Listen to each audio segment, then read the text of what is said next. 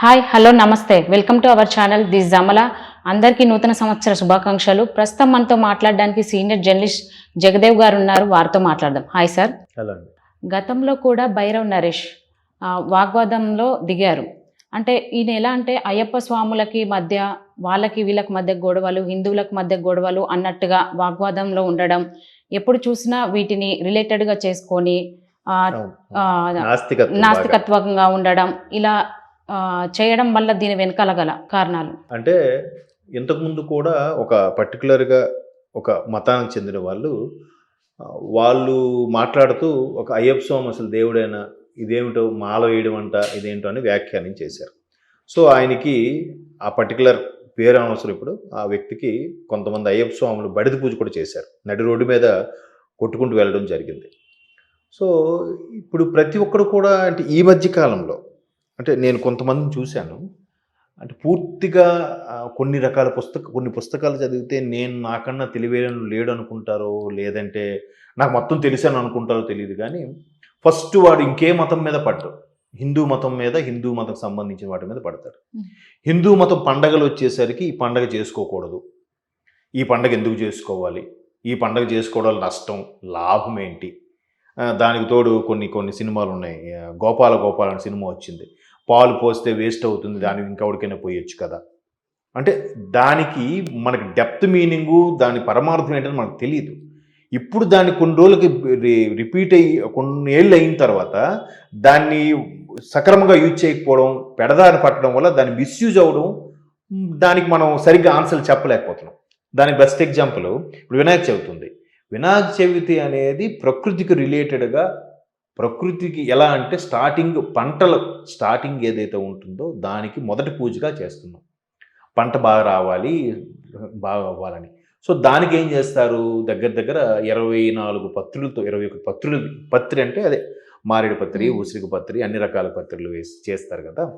అలా వేసి చేయడం వల్ల మట్టితో వినాయకుడు చేయడం. ఆ మట్టితో వినాయకుడు కూడా ఎలాగండి, చెరువులో ఉన్న కుంతల్లో మట్టి తీసి దాన్ని ఏమంటారంటే పూడికి తీత అంటారు. ఆ పూడికి తీత తీసింటారు మట్టిని మళ్ళీ వినాయకుడిగా చేసి దానికి ఇన్ని పత్తులతో పూజ చేసి దాన్ని మళ్ళీ అదే చెరువు నిమజ్జనం చేస్తే, అలా తీయడం వల్ల, మట్టి తీయడం వల్ల నీరు కొత్త ఊరుతుంది, నిలవ ఉంటుంది.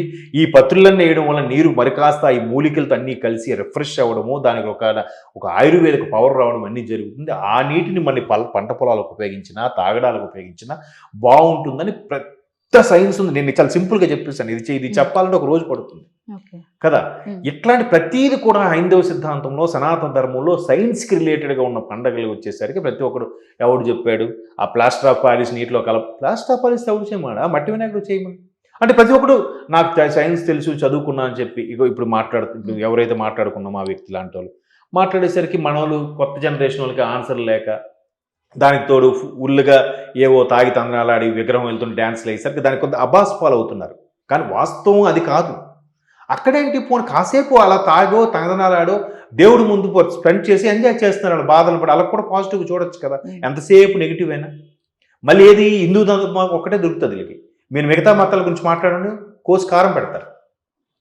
సారీ అంటే నేను ఈ పదం వాడచ్చో లేదు నాకు తెలియదు, కానీ అందరికీ ఒక చీప్గా ఈ పండుగ చేసుకోకూడదు, ఇది ఎలాగ ఉంది, నా దేవుడు ఉన్నాడా చూపించు. నువ్వు మమ్మల్ని ఎందుకు అడుగుతావయ్యా? ఆ పర్టికులర్ మతం ఏదైతే ఉందో, వేరే మతాలు, ఆ మతం దగ్గరికి వెళ్ళు. ఆ మత ఆలయం ఏదైతే ఉంటుందో, ఆ మసీదో చర్చో లేదంటే గురుసాదో ఏదో ఉంటుంది కదా, అక్కడికి ముందుకెళ్ళి వాళ్ళతో మాట్లాడు, అక్కడ డిస్కస్ చేయడు. అక్కడ ఇది చేస్తే హైలైట్ అయిపోతారు. ఎక్కువ మంది హిందువులు ఉంటారు కాబట్టి ఈడేం మాట్లాడాలని ఇంట్రెస్ట్ చూస్తే ఇటు వ్యూస్ ఇచ్చేది, ఇటు సెలబ్రిటీ అయిపోవాలి, పబ్లిసిటీ. ఎస్, ఇంతకుముందు కూడా అదే భైరవ్ నరేష్ గారు రాజ్యాంగం సంబంధించి కూడా అంబేద్కర్ గురించి మాట్లాడారు. ఒక ఆయన అలాగే సమాధానం ఇచ్చారు, నిజంగా మీకు అంబేద్కర్ గురించి తెలియదు, అంబేద్కర్ అసలు ఏం లేదు, జస్ట్ రచనా సంఘం అధ్యక్షుడే అని చెప్తే ఆయన మీద కూడా ఎలాగ ఆర్గ్యూ చేశారు. అంటే నేను దేవుడిని చూడలేదు, చూపించలేదు, ఇలాంటి వాళ్ళని బాలయ్య బాబు దగ్గర పంపించాలి ఖచ్చితంగా. ఆయన ముందు ఒకటి పీకి నొప్పి కనబడుతుందా అని అడుగుతాడు ఆయన. మరి అంతే కదండి. అంటే ప్రతి ఒక్కరికి ఇది ఒక చీప్ అయిపోయింది. మాల అనేది ఏంటంటే దానికి కూడా ఒక సైకాలజీలో ఒక సబ్జెక్ట్ ఉంది.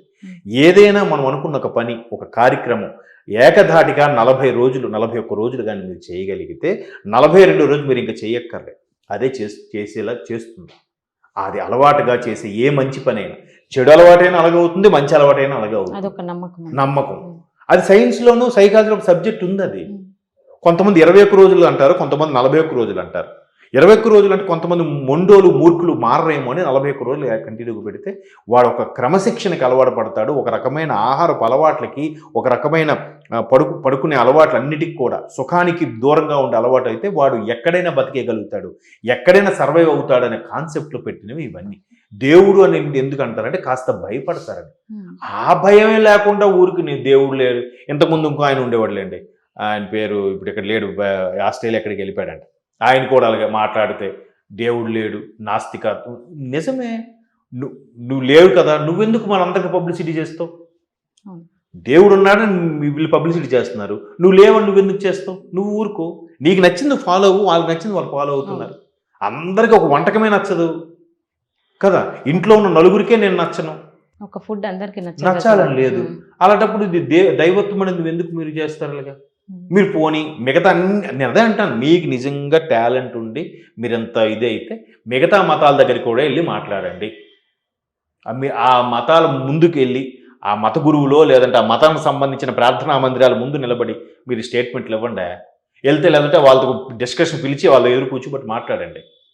ఎందుకు మాట్లాడరు? ప్రతి ఒక్కరు ఇది అనేసరికి ఒక చీప్ అయిపోయింది. అసలు భారతదేశంలో మైనారిటీలు హిందువులే, నా దృష్టిలో మైనారిటీలా బతుకుతున్నారు. దీని మీద ప్రతి ఒక్కరు వ్యంగ్యంగా కొంతమంది సినిమా తీస్తారు, వెటకారంగా కొంతమంది మాట్లాడతాడు, ఎవడే స్టేట్మెంట్ ఇస్తాడో తెలియదు. అంటే ఒక హైలైట్ అయిపోతాడు. ఇంకేం మాట్లాడితే ఇంకెవరు ఊరుకునేవారుగా. దీన్ని చూసినప్పుడు మనకి నాస్తికుడు కాబట్టి దీని గురించి పబ్లిసిటీ అయితే నేను ఎంతో కొంత యూట్యూబ్లో కనిపించవచ్చు, అందరికీ తెలుస్తాను, నాకు అందరూ కాల్ చేస్తారు, నన్ను అడుగుతారు, ఇలా. అంటే నేను మీకు నచ్చలేదు, నచ్చకపో ఇప్పుడు ఎలా ఉంటుందంటే పక్కోడిని తక్కువ చేసే, పక్కోడిని తొక్కే పైకి వద్దామని అనుకోవద్దు. నీకు నచ్చకపోతే నచ్చలేదు, నువ్వు అటు వెళ్ళకు, అటు చూడకు, నీకెందుకు, నీకు ఇష్టం లేదు కదా, వదిలేసే. నీకు దగ్గరగా ఉన్న బంధువులకో, నీ చుట్టాలకో, లేదా నీకు బాగా సన్నిహితులకో చెప్పు, వాళ్ళకి వాళ్ళు వింటే నీ దారిలోకి మార్చుకో. మరి ఇప్పుడు కొన్ని దాన్ని ఏమంటారు, మత మార్పులు జరుగుతున్నాయి. ఆ మత మార్పులు నువ్వు ఎందుకు మాట్లాడవు? నువ్వు ఎంత నాస్తికుడు కదా, మతమే లేస్తుంది లేదంటే మత మార్పులు ఏంటరా, ఏ మతంకి వెళ్ళినా ఒకటే అంటారా అని చెప్పి వాళ్ళకి చెప్పు, వాళ్ళ గురించి మాట్లాడు. ఎందుకు మాట్లాడు అంటే మీరు అన్నట్టు ఓన్లీ పబ్లిసిటీ హైలైట్ అవ్వాలి. అబ్బా ఈయన ఎంతమంది నన్ను కొడితే నేను అంత ఇబ్బంది పడితే అంత క్రేజ్ వచ్చేసింది అన్నట్టు ఫీల్ అవుతున్నారు. అదే అనిపిస్తుందండి. లేకపోతే పర్టికులర్గా ఇంకేం దొరకలేదా? అయ్యప్ప స్వాములు వాళ్ళ ఇష్టం, వాళ్ళకి ఏం నమ్మకం కలిగిందో, వాళ్ళు ఎంత ఇది లేకపోతే అంత తండోపతండాలుగా వెళ్తారు. పిచ్చోలా ఎవరైనా, ఎవరు వాళ్ళ ఇష్టం, వాళ్ళకి ఏదో నమ్మకం కలిగి వాళ్ళ దారి లేకుంటే వాళ్ళ బతుకులు బాగుపడి ఉంటాయేమో కదా. ఇప్పుడు కొన్నిసార్లు చాలామంది చూడండి, ఈ నాస్తికులు కానీ బాగా చదువుకున్న డాక్టర్లు, సైన్స్ కానీ చాలా వరకు సర్జరీ చేస్తారు, ఇంకా బతకడండి అంటారు. ఈసరికి ఇట్స్ ఎ మిరాకిల్ అండి అని అంటారు కదా. ఇంకో చిన్న ఎగ్జాంపుల్ చెప్తాను. మొన్న ఫ్రెండ్ ఒక అలాగే మిసెస్ కన్సీవ్ అయితే హాస్పిటల్కి వెళ్ళారు, పాప పుడుతుందని చెప్పారట. చెప్పకూడదు, బట్ చూచాయిగా రివీల్ చేశారు, ఇట్లా ఫిమేల్ బేబీ గర్ల్ అన్నట్టుగా. తీరా డెలివరీ అయిన తర్వాత బాబు పుట్టాడు. ఆడు ఇంకా ఫుల్ హ్యాపీ వాడు, ఫుల్ రారా బాబు, అదే ఏదో పాప అనుకున్నాం కదా బాబు అంటే, ఆ తర్వాత మాట్లాడదాం లేదు. తీరా అంటే డాక్టర్ని అడిగాడు, మీరు ఇట్లా అన్నారు కదా ఏంటి అంటే, ఏమోనండి మేమైతే అదే అనిపించింది, ఇట్స్ ఎ మిరాకిల్ అన్నాడంట. ఏం miracle? What is that miracle? Can you define? మీరు దాన్ని నిర్వచనం చెప్పగలరా మిరాకిల్కి? అంటే మీకు తెలియకపోతే మీ పరిధి దాటి ఏదో జరిగితే మిరాకిల్ అనేది. ఆ మిరాకిల్ ఏంటి, దాని అర్థం ఏంటి? అంటే ఏదో పవర్, ఏదో సుప్రీం పవర్ ఏదో ఉందని ఇండైరెక్ట్ నువ్వు కూడా ఒప్పుకుంటున్నావు కదా, మరి ఎందుకు అలా చెప్తారు? అంటే ఎక్కడ వాళ్ళకి చదువుకి, వాళ్ళ చదువుకునే స్థాయికి, ఆ పదవికి ఎక్కడ క్రేజ్ తగ్గుతుందని ఉద్దేశమో, లేదంటే ఇంక నమ్మరని ఉద్దేశమో, ఇంకెవరు హాస్పిటల్కి రావడం ఉద్దేశమో, రకరకాలుగా అనుకోవచ్చు. ఎవరిష్టం వాళ్ళది. అదే ఎందుకు మిరాకిల్ని ఎందుకు చెప్పాడు? ఆ ఆలోచన అందుకోలేకే కదా మిరాకిల్ చెప్పాడు. కాబట్టి ఇప్పుడు ఇలాంటి వాళ్ళు ఎక్కువైపోయారండి. నాకు అది డిస్కస్ చేయడం కూడా వేస్ట్. ఎంత మాట్లాడుకున్నా మళ్ళీ ఇంకోటి వస్తుంది, మళ్ళీ ఇంకోటి వస్తాడు, ఇంకోటి మాట్లాడతాడు. ఇలా ఎవరో బుద్ధి చెప్తే కొంతలో కొంతైనా మారుతారేమో, కానీ కొంతమంది మొండిగా తయారవుతారు. ఇలాంటి వాళ్ళు బుద్ధి చెప్పొద్దు, జాగ్రత్తగా. బాబు ఏంటి, నేను 4 రోజులు నీతో ఉంటా, నువ్వు నాస్తికత్వం నాకు చెప్పు, నువ్వు ఒక 4 రోజులు నాతో ఉంటావు, నేను దైవత్వం అని చెప్తా. ఒకరు కాకపోతే ఒకరు. నేను నీతో 4 రోజులు ఉంటా నాస్తికుడు కాబట్టి, నువ్వు నాతో 4 రోజులు ఉండు, నువ్వు డీల్కి ఓకే అంటే చూడు. అలా ఉంటారు మళ్ళీ. మా టైం వేస్ట్. నేను అసలు నమ్మాను. నేను దండం నేను ఇటు దండం పెట్టుకుని 4 రోజులు ఉంటా. ఏ దండం పెట్టను, ఏ దేవుడిని దేవుడు అని మొక్కను. నువ్వు నాతో నేను 4 రోజులు అయిపోయింది, నువ్వు నాతో 4 రోజులు వచ్చి ఉండు. నేను ఎలాగ దండం పెట్టుకుంటాను, ఎలా గుడికి వెళ్తాను, నా పని నువ్వు చేయాలి. అప్పటికి నువ్వు అలాగే ఉంటే నీ ఇష్టం. మరి దానికి ఒప్పుకుంటారా? కాబట్టి మీరు అన్నట్టు ఆ క్రేజ్ మనం ఇలా మాట్లాడుకుంటున్నాం కదా, అది కాదు, అదే ప్లస్ పాయింట్. వాళ్ళకి అదే కావాలి. ఓ నలుగురు సోషల్ మీడియాలో ఈ నుంచి ఎక్కువ వైరల్ అవుతుంది రా ఇక్కడ ఉంటే, ఓ మనం అనుకున్న టార్గెట్ రీచ్ అయ్యారా బాబు అనుకుంటాడేమో మనసులో. అదొక ఆనందం కానివ్వండి. Okay sir, thank you sir. Thank you.